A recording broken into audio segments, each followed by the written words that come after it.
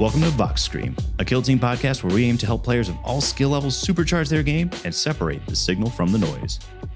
I'm Mark Meyer, joined by Kill Team heavyweights George Pratt and Joe Gallo. We're coming to you from the Triangle region in North Carolina. Thanks for listening and enjoy the show.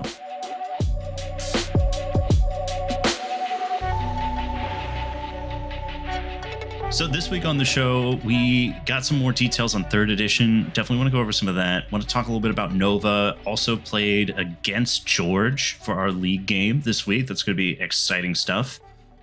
But I think we kind of remain all most excited about 3rd edition. We got like a lot of details on it this week. Yeah, we did. We got more details in a couple of days than GW usually gives out. Months of a new product. Do you think that that's because of the Kill Team specifically? I think it has much more to do with the hype machine. GW knows that 40k doesn't need a lot of help to bring the hype factor up, but I think that they're trying to supercharge their Kill Team hype machine so that more people are more excited about it, which helps spread that awareness of this different game than 40k, and so that can bring up sales and interest in it and stuff like that. But like, I'm not complaining about it. It's getting us more rules. Oh yeah, exactly. And I think particularly the solo and the co-op modes have potential to be like super popular to get people into the game and like really expand this game like to like. I feel like we're a popular game. Don't get me wrong, but like I would like go beyond like even what we could even imagine. Like it. I think they've realized that it's like the perfect gateway drug into the large, into Big Hammer. I think they realize that it's a really snappy and well-made game. I also think that they know that, like the price point's right. You can just get a single box and let it rip. Yeah, like I'm pretty excited about the solo and co-op stuff. As you know, I throw a big 2-day tournament called the Triangle Open. And our first one was January of this year, and the next one, I'm still trying to figure out where it's going to happen, and that sort of depends on when it's going to happen. But we're going to expand from just a 2-day grand tournament to also including a narrative tournament, a 1-day. Hell yeah. At least. And so like the solo and co-op stuff seems really neat to integrate that stuff into the narrative. I'm super excited for co-op and solo too. I think the thing that jumped out at me is probably like the most core change that they've released this week, which is kind of just talking about how the mission's going to work. And so my understanding of that from what they've said so far is that you're going to have basically 4 different ways to score points. You're going to have your crit op, which is kind of akin to what we would currently call the primary mission. You're going to have your tac ops. You're going to have kill op, which we've talked a little bit about on the last episode. But for those who don't remember, kill op is just a way to score victory points based on how many enemy operatives you kill. And you get if you have a higher kill op score than your opponent, you get an extra point. Yeah, Blooded Rejoice. And then you also get your new primary. So basically you get to pick one of the 3 between crit op, tac op, and kill op.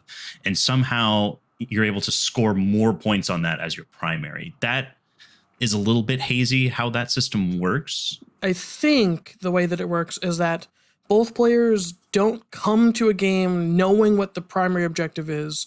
They will choose their primary objective, they will choose a secondary objective, and then they'll sort of combine those to make like a game plan for themselves. And then, their opponent will also have their own sort of game plan that they want to go for. That's what I think I heard, but they didn't give us a lot of information. Now, if that's the case, I really like that because it kind of solves the core problem of like some teams are just worse at other things. And if you're allowed to like pick things specifically to like advantage yourself, and as a side thing, like stop your opponent's game plan or do their game plan better, that might solve a lot of the issues I've had with this edition in terms of like the elite horde difference stuff. So we'll see what happens. I'm really curious what the actual like written rules of that is going to be. Yeah.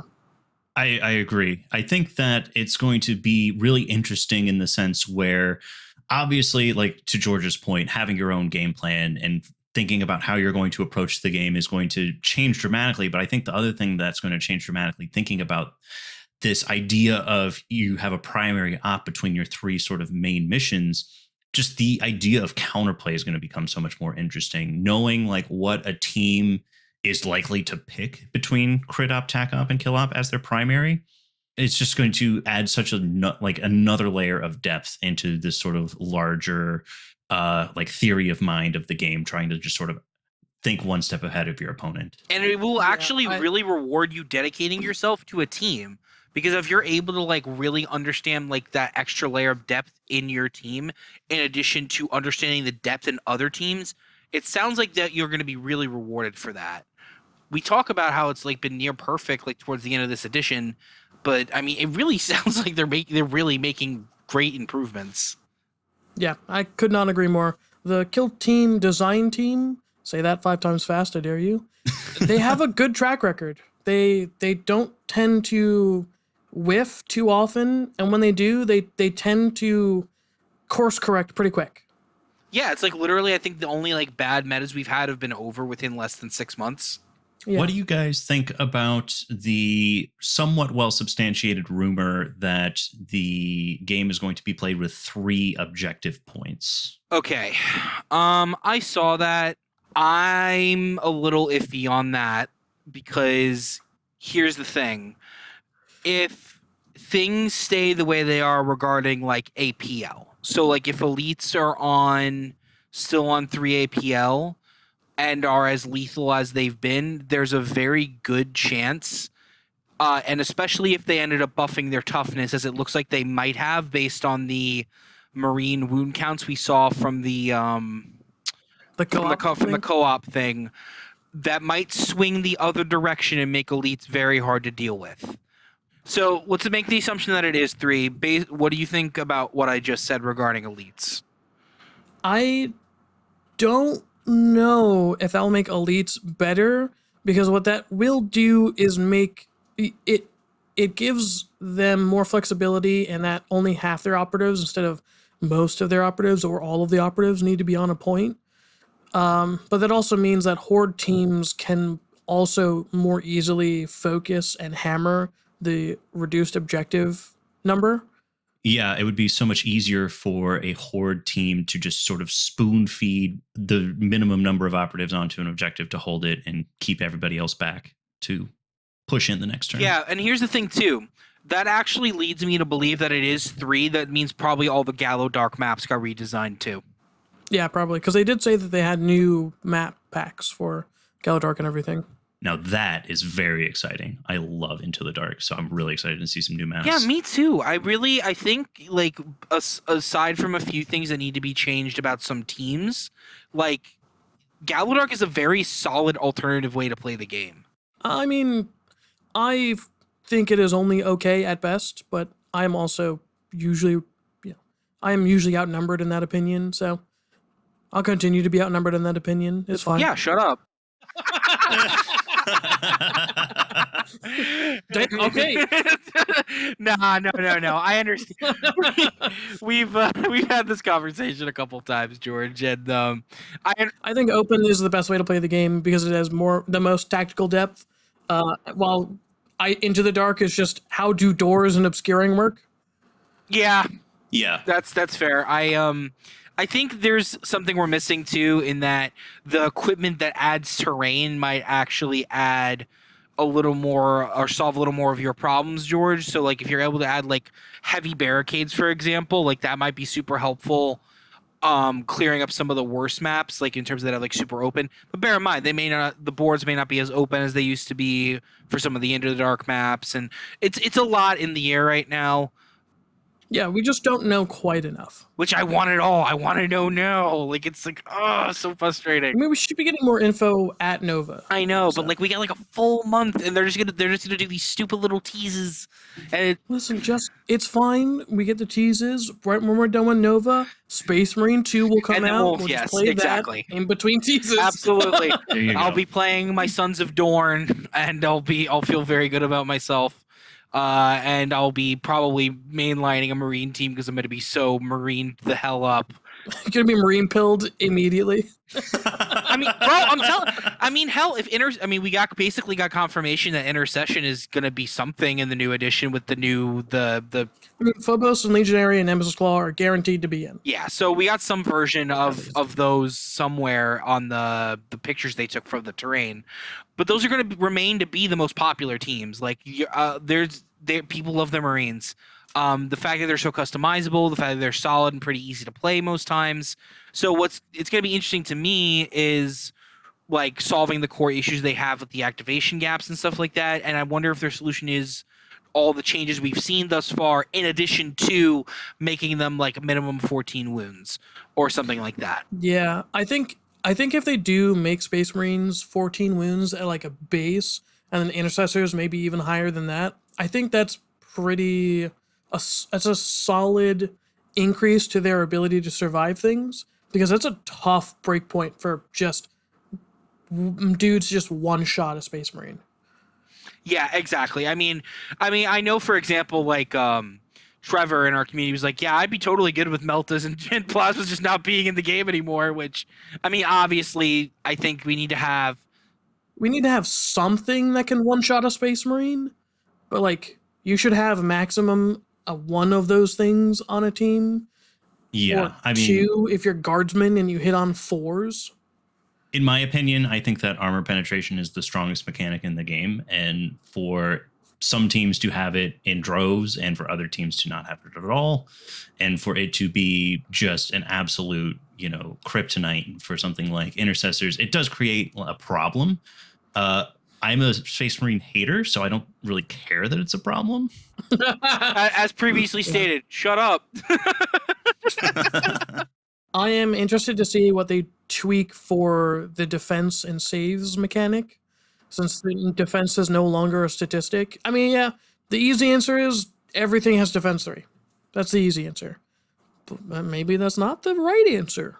Maybe they go back to 40k where you roll a number of dice equal to the number of attacks you've been hit by, and AP just ruins your save. Maybe that's how that works. I could see that happening too. I don't think that's any worse, really, than our current system. It makes defenses a little better than our current system. And it would also sort of taper down to the point we just made about AP weapons being just absolutely just killer. If it would make it much easier to deal with for all teams, honestly, it wouldn't be the de facto best thing to have on a team. Yeah, like getting shot with a meltagun with AP2, when you go from 3 defense dice to 1 defense dice, suddenly if they got 4 hits, you're just dead. But if you're guaranteeing rolling a number of dice equal to whatever, number of attacks is, and they say it is, instead of piercing 2, it's piercing 3, and your Space Marine is now saving on 6s instead of 3s, but more dice, like it probably averages out to about the same, but you can spike harder. One thing that I think we have got a pretty good idea of the system, but not necessarily the mechanic itself, is the way that they've changed equipment. So equipment points are just gone. Instead, you get to pick a flat 4 pieces of equipment for your kill team between your faction equipment as well as your the universal equipment that all teams have access to. What do you guys think about that? I personally think that, I think I mentioned it last time, it's just, this is probably going to be the thing that causes the biggest change amongst the current teams and is going to change their rules the most. Yeah, agreed. Like I couldn't tell you what that looks like. I think it's not any weirder or more or less interesting than our current system. It depends on what equipment choices we get. So taking a look at the Vespid equipment that they showed off, the 2 pieces of equipment, it looks like equipment will be more flexible and maybe a little more powerful. Like the two they have is once per turn, this dude just doesn't need to spend communion points to get something done. Like that's really flexible. It essentially gives you an extra communion point. It maybe you have to equip it to someone, but it sounds more like you just pick it and your team gets it. So if that like you don't have to give it to that guy, and if that guy dies, you no longer get to use it, which I think is probably fine. It makes teams more flexible or more specialized depending on the equipment. I think it's fine. Yeah, and I think it means is like gone are the days where your entire team is taking an equipment. So like Kazurkin, for example, with their combat knives, I would almost bet 100, like all my like chips that they just have combat knives now in their profile, just as a baseline, which would be interesting. And I think we're going to see a lot of changes like that just integrate equipment into like the profile of things. So like I think we're going to see like suspender system just being a thing for a lot of that, or they might just get rid of heavy for some things. Or they may have heavy but integrate the suspender so that way they're still limiting the movement a little bit. Or suspensor system is one of those like team wide things where you take it and then all of your heavy gunners have it. But that's the thing is I still think like certain equipment is going to be limited to one. Like you can only because some equipment is like super powerful and you shouldn't be able, like for example, Legionnaire should not be able to take multiple Grizzly trophies. 4 in particular would be insane. Yeah, but what are the odds if all equipment is something that you don't give to someone, but it's rather like a buff you choose to use when you want it? Like, what are the odds they will have Grizzly Trophy? Or if they do have a Grizzly Trophy, like how is that going to work in that sort of more flexible system? It would work just like the communion point equipment, where it's you can pick one operative and it gets it once per turning point, and that's it. And it just like upon activation, it turns on and it lasts for the turn. Yeah, like I could see that. Yeah, it is definitely like a lot of speculation. I do think that that's probably the trend we're going to see is more equipment being a sort of generalized thing. Obviously, like a grenade is going to be attached to, an operative. You can't just have like a grenade floating around that any operative can use whenever they choose. That's what you think. Oh, well, yeah, I could be sorely wrong, but I'm thinking just in the sense where a lot of the universal equipment is just like items you place in the kill zone. That's not like it's not going to be like the topographical map where sure my comms veteran is taking the topographical map and just for shits and giggles he's just going to have that token next to him the whole pregame until I use it during the scouting step.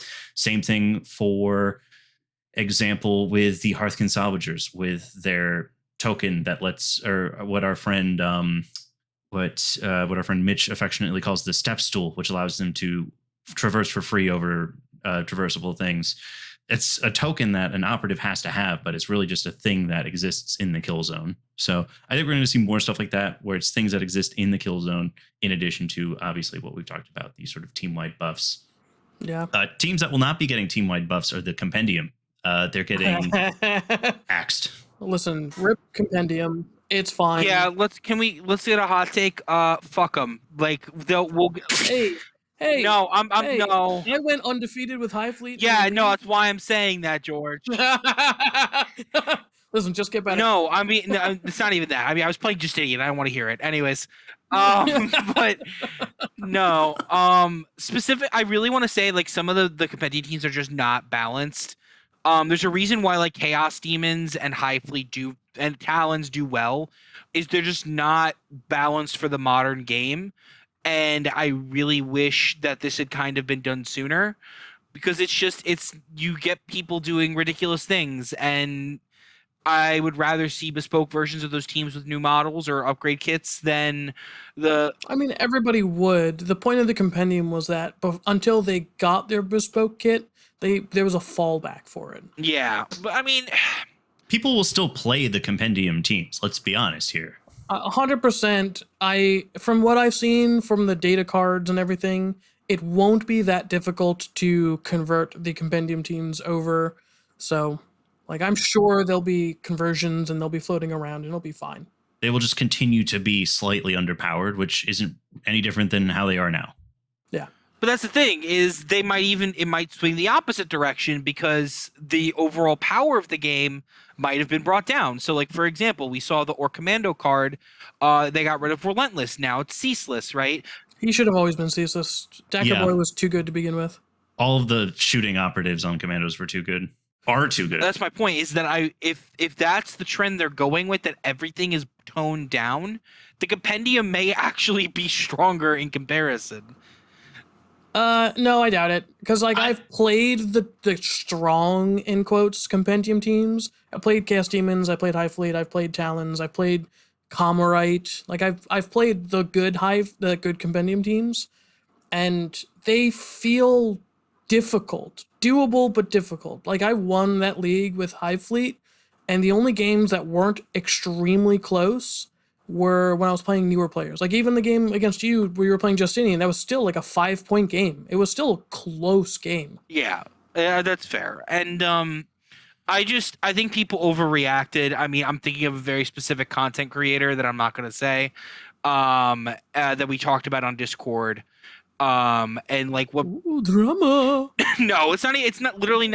They're not. They're not even a kill team creator. In any way, I love the kill team community, like content creation community that we have it.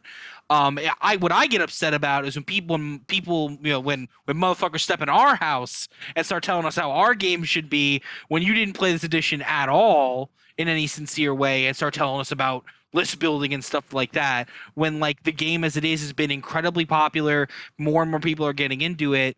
And for people to come from the outside in, and especially when you have a significant following, like that hurts our community for me, and it bothers me a lot. But the point that I brought that up, is the main like component that doesn't seem to be changing is we're doing a full step away from whatever we did in Kill Team 2018, and that's a positive thing in my opinion. Yeah, Kill Team 2018 was just 40k but smaller and slightly more annoying. I don't have an opinion. I never played 2018. I also never played, but I read the rules anticipating to play, and by the time I got around to playing, it was like the week Kill Team 21 came out, so I didn't play it at all. But like I read the rules quite a bit, and I was like, I like smaller scale 40k. I think this will be fine. 40k is mostly fine. And then I got to the injury rolls, because in Kill Team 2018, when your dude was dead, you'd roll an injury roll, and if you just keep passing those, your guy just doesn't die. Like, period. I have two.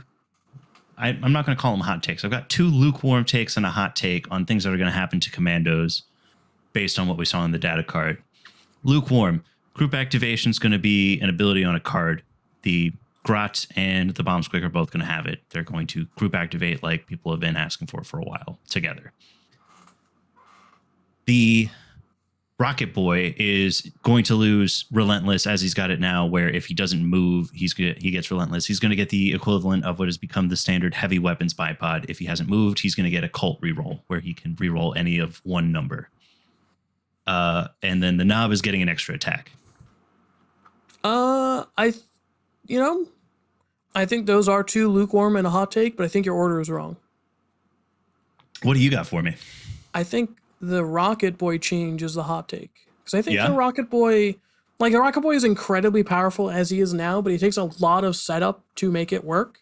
And I think that's fine. I think the way he is now is perfectly balanced. I think so too, but I think it's going to be more in line with what they're doing in the sense where they're making a lot of these similar things more uniform. Yeah, I can see it. I'm excited to see what they do. Like, I'm excited to see what they do with Exaction. I'm excited to see if they port over Inquisition and Chaos Cults, because I want to play Inquisition. I do too. Yeah, I've been really having fun with Scouts lately, and I really want to see what they're gonna. I'm really hoping they literally just have them go to 4-5 on the blades, because there is no reason it should be 4-6. It's really stupid. And I think that was kind of the end of the edition, like, have fun, guys, kind of thing. But Scouts, I think, are like pretty like well balanced outside of that. And then also, I would like to see the leaders thing not be visibility, but that's more of a wish list thing. Obviously, I want to see my elites do good. I think Nemesis Claws probably not going to get them any changes. I think Intercession and Legionary are probably on the block for most changes, but not a lot. And then I what's would love another to see what team? they do with Ooh, Legionary. Blades of Cain. If I can go back to Yeah. Legionary, Well, one team that we know at least a little about is going to look like in the third edition is the Vespids. We got their rules this week. We learned how communion points work. You can use them to do mission actions, fire outside of 8 inches, and reroll. That's all pretty nice. We learned that everybody's got fly, and that fly seems to be more or less the same. There's not any confirmation of whether it is going to work kind of like it is in 40K, where you just measure diagonal distances, or if it's going to be like we know it now, where it's just vertical distance doesn't matter at all. We learned that they're going to get piercing, which is the equivalent to armor piercing as we know it now, if they move or fly. from context clues, fly might be a different action, which I think is a good way to balance a team-wide fly, because team-wide fly, as Harlequin have demonstrated, is just bonkers. Yeah. Yeah, I'm gonna be honest. I know people are a little down on them because they think it's too few communion points. I think these guys are gonna be pretty strong. I think I think so too. I think the fly part just by itself is going to be pretty hard to stop. I think that 9 wound breakpoint is also going to be pretty tough to stop by most team standards as well. You're going to have to shoot them unless you're like Legionnaire or another like strong melee team that can consistently get that 9 damage.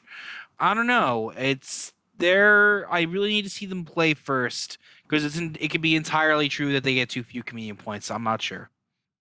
Yeah, to me, from what we have been given, the team looks like it's going to be incredibly mobile, incredibly glass cannony, and it's going to struggle to do mission actions. And I think that's a fine balance place to be, especially if you can pick your like primaries and secondaries to be more killing focused. Then it doesn't really matter if you are shit at missions. Just don't worry about missions. That's a good point. Like if you max your kill op and that's your primary op, so you score bonus points on it and you get the extra points for killing more people than your opponent, I mean, that's a pretty big swing.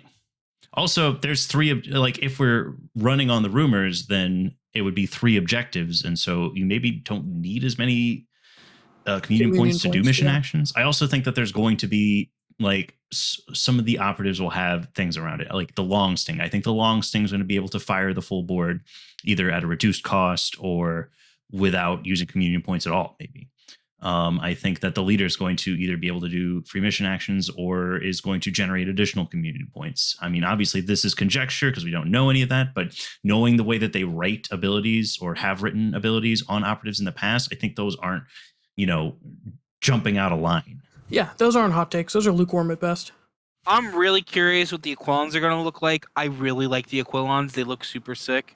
I think they're gonna look like Kazakins, but I don't know if you watched the video on the rules, like the core rules article.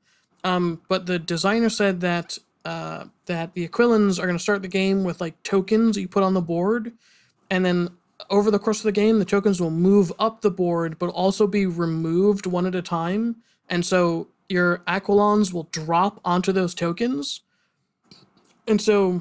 Like that's their special gimmick is that they will drop into the map from wherever. I saw that and that's awesome and I love that. I just like I know like Mark, I know you think humans are boring, but I just there's look, I've played Vetguard for like an entire year. I mean, it's not that they're boring. They're boring. Okay, yeah, they're boring. I just don't like how the designers of sci-fi games just favor humans. It's like the home team. Listen, HFY, man. HFY. You know what HFY is, huh? Trying to Google it without making too much noise. All right, tell us, you Zoomer. It is not a Zoomer thing. I know it's not. Humanity, fuck yeah. Oh god, no, that's like an epic bacon old millennial thing. Ugh. So good. Look, I played StarCraft 2 back in the day, and I played Zerg, so I kill humans. That's what I do. That's fine. I did not play StarCraft. I played Dawn. Yeah, that's fair. It was respect. Chaos all the way. Chaos all the way. You guys want to jump into some league action? Sure. So George and I squared off this week in the league. The mission was capture. We played on open board map number 9, frontline Dorito deployment. George, you wanted to, before we jump into some of the specifics of our game, individually share with the listeners what our game plan was going into it. And so I'd love for you to tell the folks at home what you were thinking. Yeah, so I'm playing Brood Brothers. Mark is playing Gellerpox. We've been doing those single teams the entire league. And Mark going into this game undefeated was definitely, in my mind, the favored of this matchup. So I was trying to figure out ways to slow Hulks down while also providing myself the opportunity to hit them real hard as soon as possible. And so I set up in such a way where if Mark extended out from his deployment zone in a way that a typical Gellerpox player would, there was the oil rig was right in the middle of the board, easy space for 2 Hulks to just drop in, no problem. And then just get all of the setup going. I would be able to run up a melt-a-gun, hit them. I'd be able to run up a dynamite and hit them. I'd get a ruthless coordination off. And so, I just tried to set that up so that if you were too aggressive, or not even too aggressive, if you were the normal amount of Gellerpox aggressive, I'd be able to punish you very hard for it. That was really my game plan going into turn 1. And then you didn't. Yes. I would describe my game plan going into this was I wanted to play, sort of building off of the last few weeks. I've been seeing better results by playing a more reactive game and by playing in a way where I'm not as aggressive early on. And I definitely leaned into that more. And I was really trying to be hyper cognizant of the things that Brood Bros were going to do to really exploit me. And for an additional context, we played on the Turning Point Tactics version 3 map pack of this particular one. Like you said, oil rig was in the middle. Obviously, I saw that and I'm like, this is a great place to hide. But getting back to the game plan, I was really trying to give you as little as possible in the first turning point, in the sense where I didn't want you to get a ruthless coordination shot. I didn't want you to get I wanted to wait until you had activated your Magus before I was committing Hulks to certain positions. And I think I managed to do those things. I did ultimately get shot by a ruthless coordination shot in the first turning point. And I think you made a really, really smart play with your TAC op selection, which really forced me into that position. Yeah, so I took infiltration, I took clandestine elimination, which I don't think I maxed out. Because you got 1 point on it. I got 1 point on it, and then my team folded. I got stalk target, which I do think I maxed out. Actually, hold on, I can tell you. No, you scored 1 on stalk target. Stalk target, and I maxed out gather surveillance. Yep.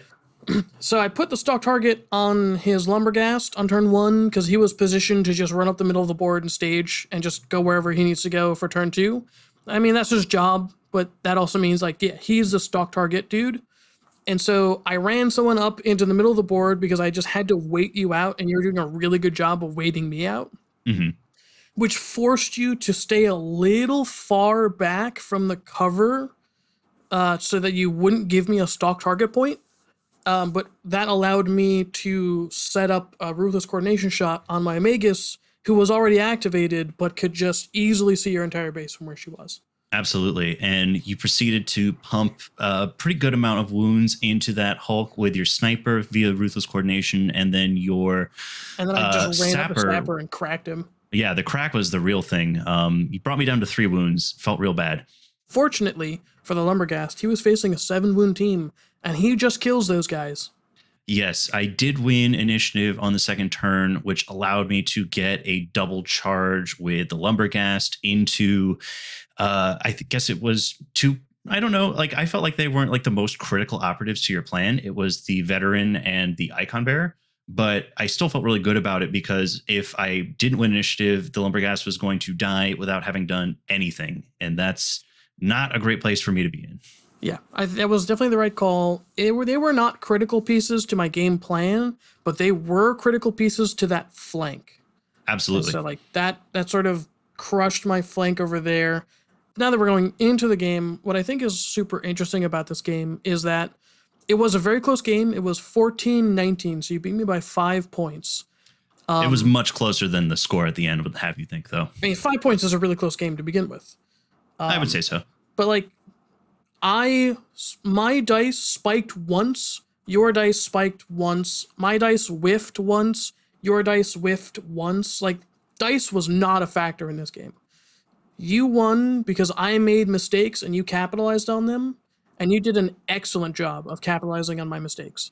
Like I just made positioning mistakes. I just did things out of order. It was like I played that wrong and I lost that game, and it was still super close. That was not how my game went. Before we jump into Joe's game, because I am excited to hear about some Phobos versus Exaction action, I would love to hear just what sort of thoughts did you have on things that you needed to do differently in that game, George? I mean, I felt like I maybe made a few mistakes. I think that the mistakes I made maybe weren't as like critical in the sense of some of the mistakes not that as critical. Yeah, my mistakes was giving you the ability to multi-kill with Hulks, which I absolutely did not need to do, and giving you a great carpet bomb for your GA2 frag grenades, which I also just did not need to do. Like none of that needed to happen, and I just pushed people up trying to consolidate ground, but that was a mistake. I should not have continued to flex into that flank. I should have moved over and sort of went for the other half of the board.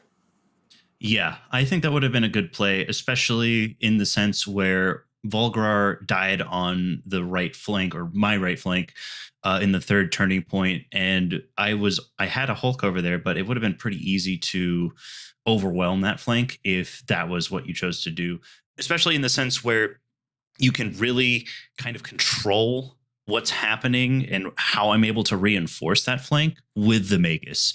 One of the things that I was like really aware of in the game was just I was so afraid of the Magus, obviously just from stunning the Hulks, but I didn't want to get caught in a bad position and then stunned. Yeah. Like you may remember in the first turning point, I waited until you used your Magus to move Volgrar up to that right flank because you had already positioned your Melta up there, and I didn't want to get stuck with one APL 6 inches away from the Melta. Yeah, and like I think I did a really good job of projecting that threat and being able to punish you on turn one. And then when you didn't do the thing, I didn't capitalize on my board state. I gave you a good board state to counterpunch me. And so ultimately, that is what lost me the game. Is I just gave you a bunch of multi kills, and I lost. That's how it is. Well, I disagree with you. I understand that you feel like I probably had the advantage coming into the game. I felt like you had the advantage coming into the game just because the Brood Brothers are such a strong and tricksy team, and I just flat out think you're a better player than me. So I was sweating the whole game. I thought it was a fantastic game. Definitely learned a lot. But I agree. It was a fantastic game. You played the better game. I might be a better player, just like on average, but you played the better game, and you won because you played the better game. I do think I took Lookout, and I should have took Interference, because that would have allowed me to sort of shore up the your right flank, like the top of the board from me, with more stuns even, and that's probably what I would do differently in that case. Yeah, I think that the interference play is so strong too, just because it gives you such a flexible piece with which to get a ruthless coordination shot with. Yeah. But yeah, that was an excellent game. I learned a lot. It was super fun. Looking forward to the next one, man. And also looking forward to hearing about your game, Joe. You want to tell us about your matchup with Zach? So yeah, going into this matchup, I was feeling pretty good. Cops are like not the best in dual elites. In fact, they're pretty bad in dual elites. I think they have the best matchup of elites into Phobos because they don't punch the hardest sometimes, and that kind of showed pretty heavily in this matchup because he was able to roll really, really well. He kept rolling 5s and 6s on both shooting and in fighting, and not to mention he one-shotted a Space Marine with a shotgun. He got 3 crits and a miss, and then re-roll into a hit. So that killed a full health Space Marine because I could not roll two 6s. In fact, I didn't roll anything. I rolled a bunch of 1s and 2s. And Brutal. being on 5 Marines the whole game, especially since I was playing Recon, just made my life very hard. And I just did my best to keep him back.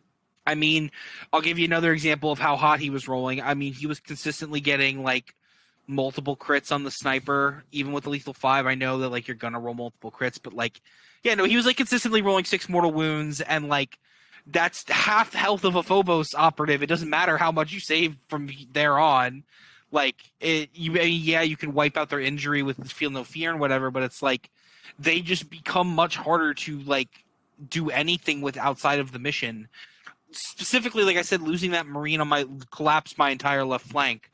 Not to mention at the very end of the game, where I could have very easily sealed the win for me, my veteran shot into a guy twice and did no damage, or did 3 damage total, where he very easily should have been dead, and I would have won by 1 or 2 points had that happened. So it was a game of me just getting diced. And Zach, we had a very long conversation about that, and there's literally nothing you can do about it. At the end of the day, if your dice just don't show up, you were never going to win. Because sometimes you really just need to do things to die where you need them to die. And it was a very feels bad, to be honest, and it's just going to happen, and I did my best, and that's the psychological thing of like recovering and making sure you don't get too miffed and just do what you need to do. But I mean, it's hard because it's like I'll joke today, Mark, on our game, right?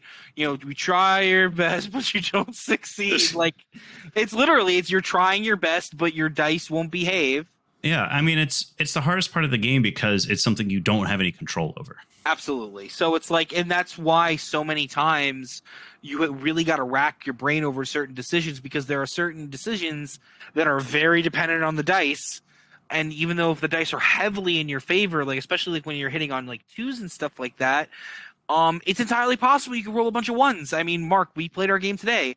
You're the whip tentacle guy. He rolled like what 2 2s and 1 1s, and a space. Oh yeah, the bloat spawn. He fought the heavy bolter guy, and he rolled a 4 1s and a 2. So 2 hits, great. Yes, I flipped 1 with Blessings of Infection, but it was astounding. Yeah, so I mean, when that happens, it's like you just got to keep moving, focus on what you can, and keep moving forward. It happened again in our game a little bit, Mark, because we played a little earlier to get some Nova practice in. Mm-hmm. I tried to kill a glitchling with fists, and I left him alive on 1 wound. Like, as I rolled 2 1s and I had to re-roll into a hit, I got 1 hit, and you would think, well, he's not likely to roll a 6 on 3 dice. He rolls a 6 on 3 dice, and then it ended up costing me a point or 2, and then ended up losing me the game to a certain extent, though other things factored into there. Yeah, it was an excellent game. Just sort of some quick context for the folks at home. We played on Into the Dark. It's whatever our mission and map is for next week. It was loot on, I don't know, that one that's got some weird hallways in it. Storehouse or warehouse. I think it's store. Yeah, that the one where like Hulks can just march down a hallway without really any consequences.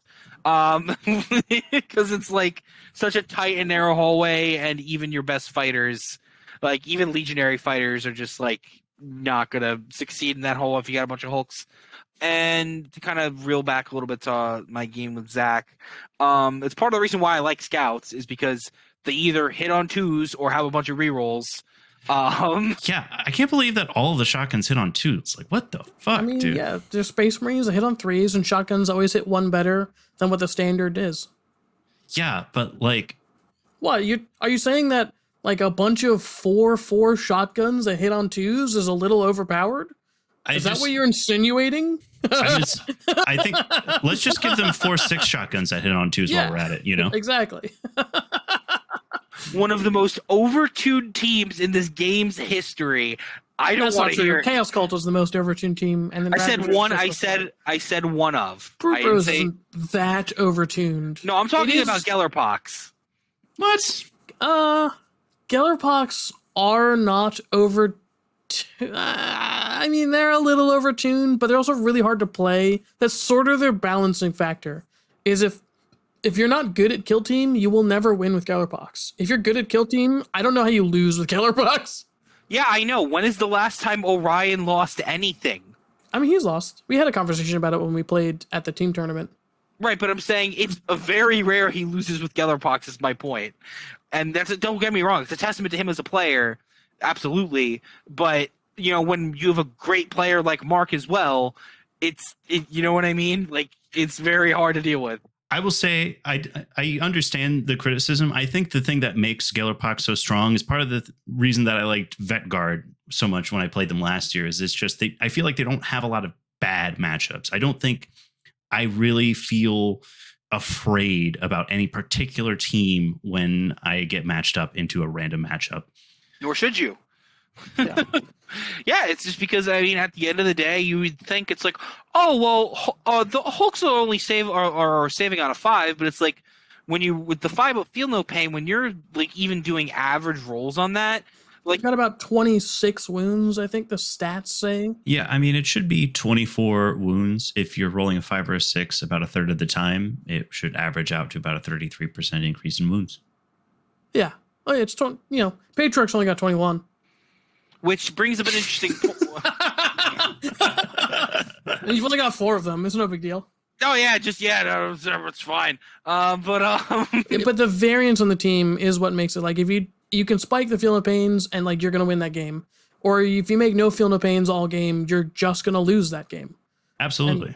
I mean, even then, me and him played a great game. It was a 1-point game. Like It was a 2-point game. Let's not pretend that the last fight didn't happen. Okay, no, and we both agreed. So the very end, I had double charged a mutant. One was my courier, one was my reconnaissance mission guy. And I'm like, okay, he's going to fight one of them. One's on 7 wounds, one's on full count.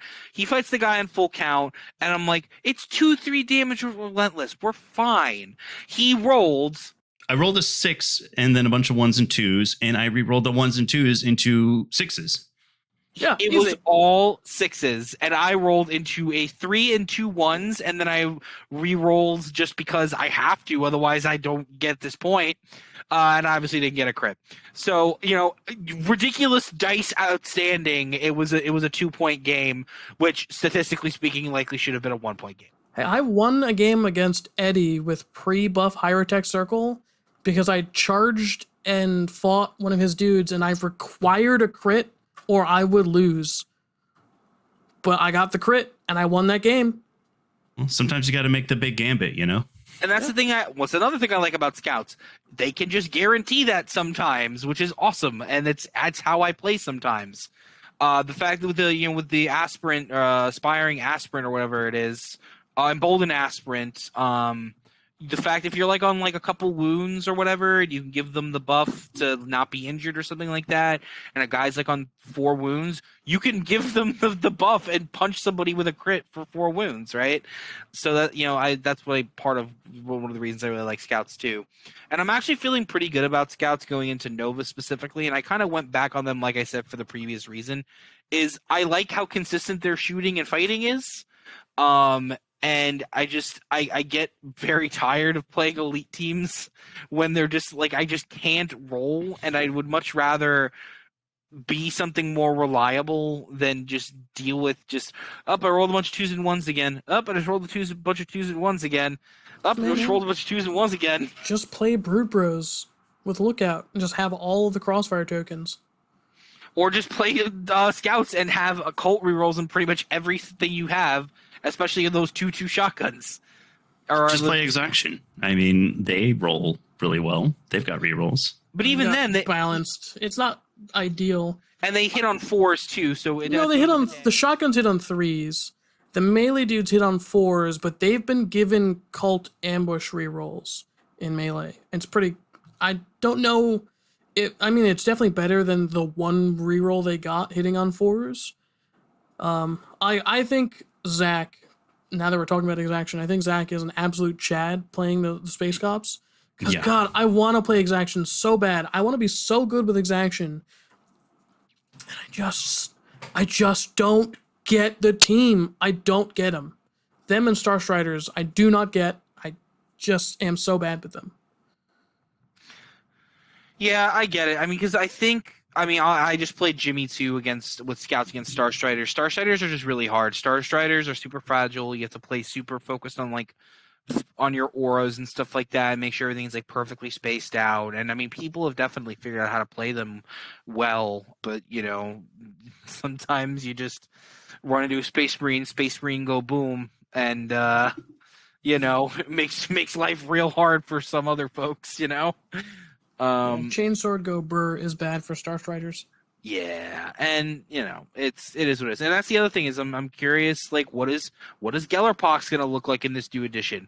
What is Starstriders gonna look like in this new edition? Like those are two very hard teams to balance in general. Never mind with like a whole new rule set on top of it. Yeah, I'm excited to see what the old teams look like. So yeah, just TLDR on my game. I played well. It's just my dice are just not behaving. Zach is a great player, but even he will acknowledge like it was getting ridiculous after the end of the game. Well, like I said during our game, it's good to get all of your bad luck out of the way now before Nova. Do you all believe the nonsense that GW dice are particularly cursed? No. I've never rolled them, so I couldn't tell you. I think Chessex dice suck ass, but I think GW dice are fine. So wait, see that I'm curious. What do you think the mechanics of that are? So I used to play Big 40K, and I have bought boxes of those like 36 Chessex dice, and every single time I go to play a game, and I used to play 40K a lot when I was in high school, and every one of those boxes, I'd pick up handfuls of dice and roll them, and it'd just be 1s and 2s for days. Like, I'd roll literally 30 attacks and get 5 hits. And then from there, I have to roll for damage, and then I would do nothing with 20-man squads of Chaos Space Marines all in rapid fire range and do fuck and all with them. I hate Chessex dice. They fucking suck.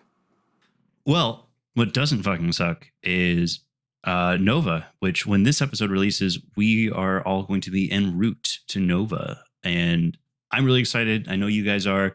Let's just close really quick on anything that you're excited about outside of the Kill Team tournaments, of course. Thoughts, expectations, goals, just anything you want to say about Nova. Let's just lay it all out on the table. Yeah, so for me, I'm gonna try to get a few more games with scouts in before we go. I think I'm gonna do the narrative tournament to also just get more games and just have fun playing the narrative tournament.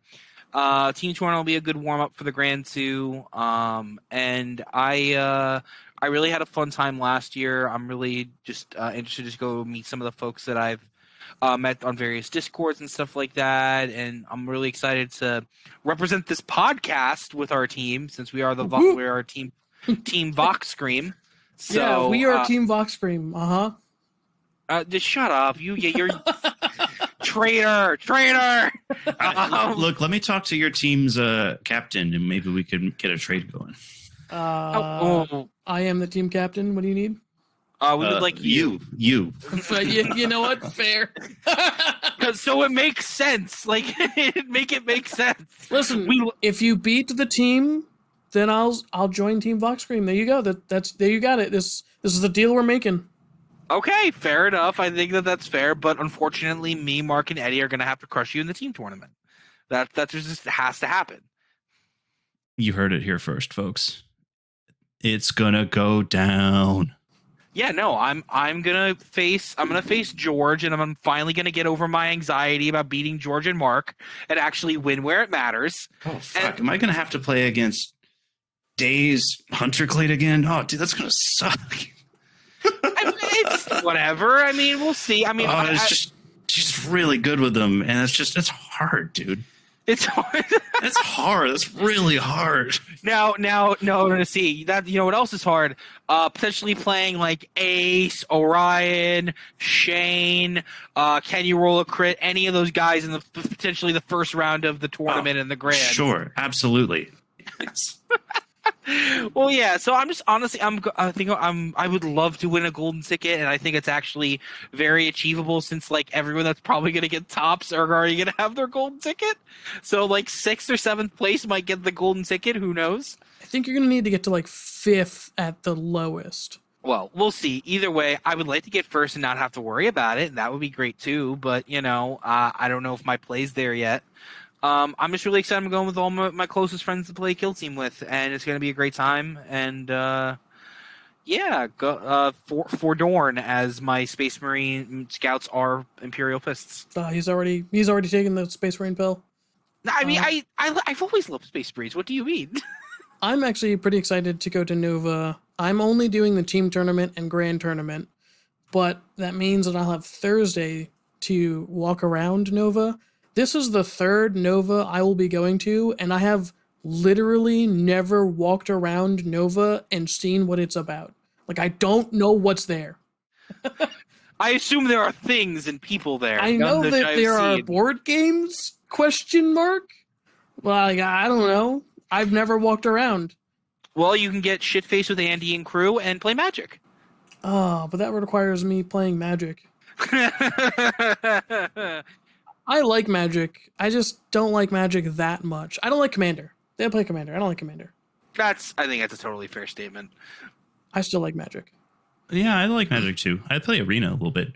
I am also really excited just to kind of like walk around. I've got a similar schedule to you, George, where Thursday is going to be like my hanging out and checking things out day, playing the team tournament and grand tournament. I'm really excited to, you know, get the chance to maybe play against some of these like, you know, A1 S tier, you know, kind of players that we've, you know, name dropped on the podcast earlier. Yeah, it's super fun. I played Orion in the team tournament a month ago. He's a great guy, super fun to play against. He absolutely smashed me.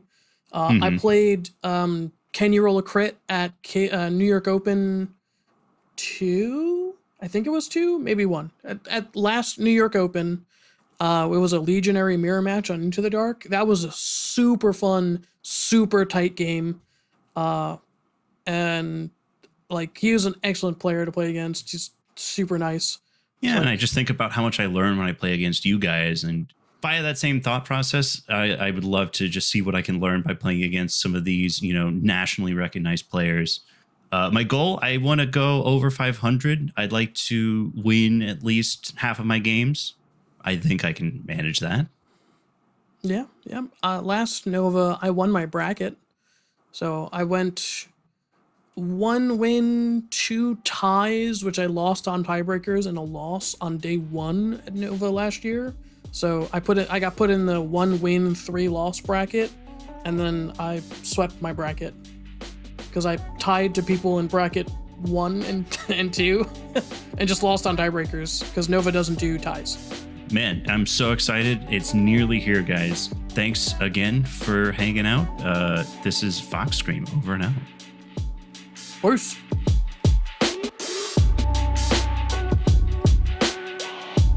We hope you enjoyed this episode of Vox Scream. You can find us on Apple Podcasts, Spotify, Amazon, YouTube, or anywhere else you get your podcasts. Please follow, subscribe, and leave us a review. Any of those things are going to help us grow. Thanks for listening, and we'll be back soon with another episode.